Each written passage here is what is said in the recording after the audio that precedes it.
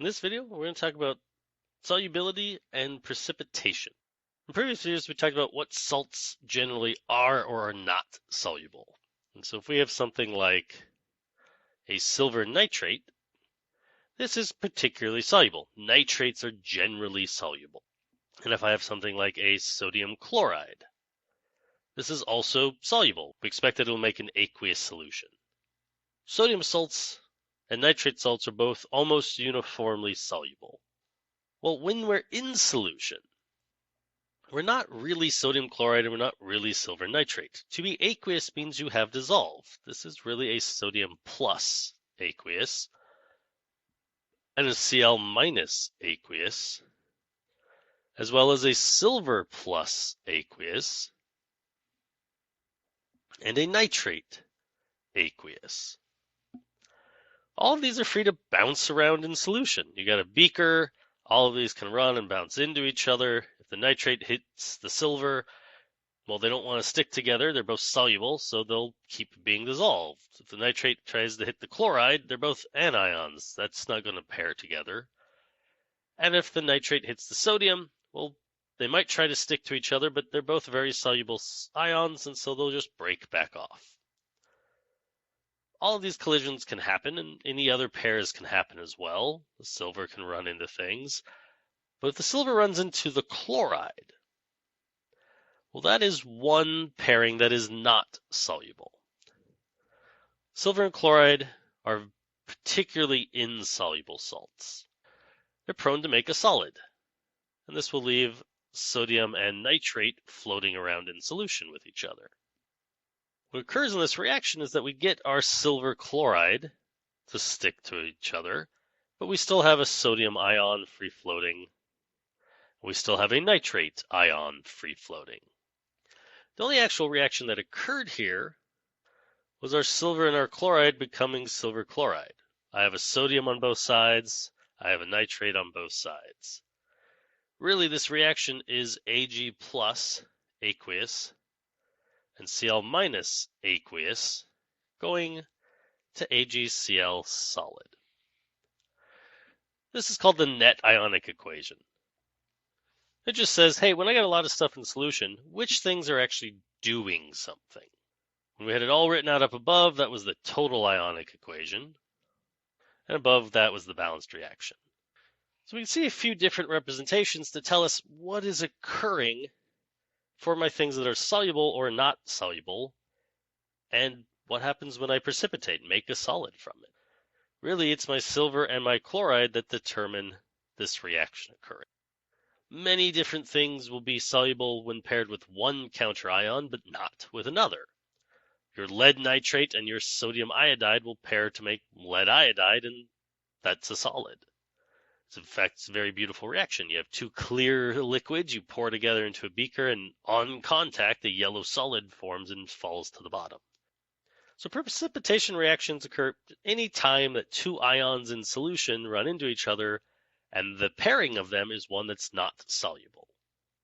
All the ions are always running into each other, just usually they don't turn solid when they run into each other, but some do.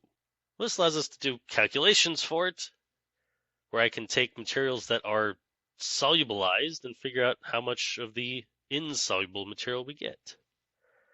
I could have 35 milliliters of 1 molar sodium chloride, and I could have 125 milliliters of 0.25 molar silver nitrate. I could combine these and just ask to find the mass of the silver chloride. How much silver chloride should I make from this? Why are we finding mass? Well, I'm making a solid. Unlike the things that started in solution, I don't have a concentration of silver chloride at the end. I have a physical solid. I have a mass of it that we're going to measure. If I wanted to find the sodium nitrate, I could solve that out, and that would still be soluble, and I'd have to find the concentration for it, a molarity. For the precipitate material, that's something we can filter off and collect as a solid and just weigh. In this example, I've got two starting materials, so this is a limiting reagent problem. 0.035 liters of the sodium chloride solution. Every 1 liter of the sodium chloride solution has 1 mole of the sodium chloride. And the balance reaction tells me that it's 1 mole of sodium chloride for 1 mole silver chloride. And heck, 1 mole of silver chloride is how many grams of silver chloride? 143.3. So if all of my sodium chloride was to react, we would make 5.016 grams of silver chloride. If instead all of my silver nitrate reacted, I'd have 0.125 liters of the silver nitrate solution, and every 1 liter of the silver nitrate solution, there's 0.25 moles of silver nitrate. It's 1:1 with my silver chloride, and every 1 mole of silver chloride is 143.3 grams of silver chloride.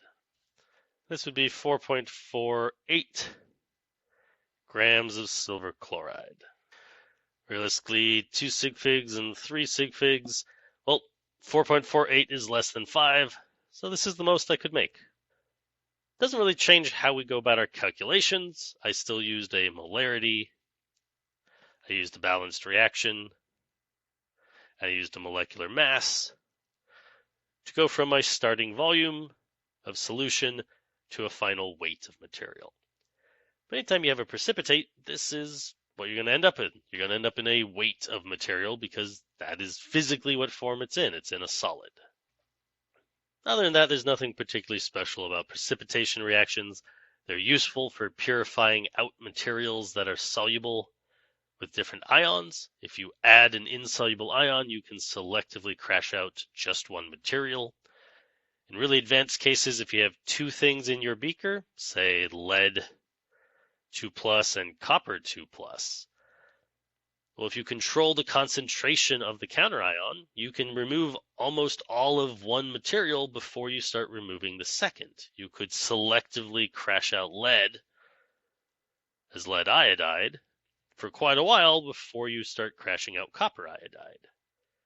And so you put a little bit of iodine in, it reacts a little bit, makes a little bit of powder, that falls to the bottom, you add another drop, it does it again, and bit by bit until you just get rid of all the lead, or at least very close to all the lead, it won't affect the copper. At this point you collect that solid, you have this nice pure lead iodide. Then when you flood the beaker with more iodide, you get some copper iodide with a tiny lead impurity. And so the one that crashes out a little earlier, you can get extremely pure. The other one you can get mostly pure by having removed almost all of the other elements. So precipitation reactions can be used quite handily for purifications of things when you have mixtures of different materials. And so it's not just a way to calculate out a solid from things that were in solutions. This is a process that's used to do a lot of beneficial isolations of materials.